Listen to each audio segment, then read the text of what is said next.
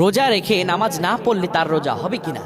অনেকেই সমাজে রোজা রাখে কিন্তু নামাজ পড়ে না, তাহলে কি তার রোজা হবে কিনা এই নিয়ে অনেকে প্রশ্ন করে থাকেন। তাহলে রোজা রেখেছি কিন্তু নামাজ ছেড়ে দিয়েছে, তাহলে কি তার রোজা হবে কিনা। দেখুন প্রিয় ভাইরা আমার, ইসলামের স্তম্ভ পাঁচটি, বুনিয়াল ইসলাম ওয়ালা খামসা, ইসলামের স্তম্ভ পাঁচটি, তার মধ্যে প্রথম হচ্ছে ঈমান, তারপরে সালাত, তারপরে সিয়াম।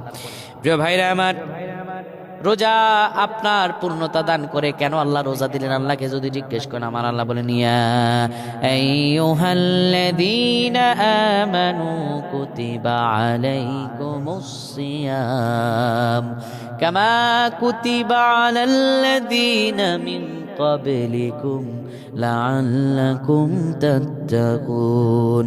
আল্লাহ বলে, ইমানদার রে, তোমাদের উপর রমজানের রোজা ফরজ করেছি, তোমাদের পূর্ববর্তীগণের উপরও ফরজ করেছি। কেন? লাআল্লাকুম তাত্তাকুন, যেন তোমরা মুত্তাকি হতে পারো, ফরজগার হতে পারো। আল্লাহ তাআলা রমজান আপনার জন্য এই জন্য দিলেন যেন আপনি পরিবর্তন হতে পারেন, আল্লাহর প্রিয় হতে পারেন। কিন্তু বাবারে আমার, আপনি কি করলেন? নামাজ ছেড়ে দিলেন, তাহলে তো আপনি মুত্তাকি হতে পারলেন না। অনেক ওলামায়ে কেরাম বলেন এতে রোজার ফরজ আদায় হয়ে যাবে কিন্তু তার হক আদায় হবে না।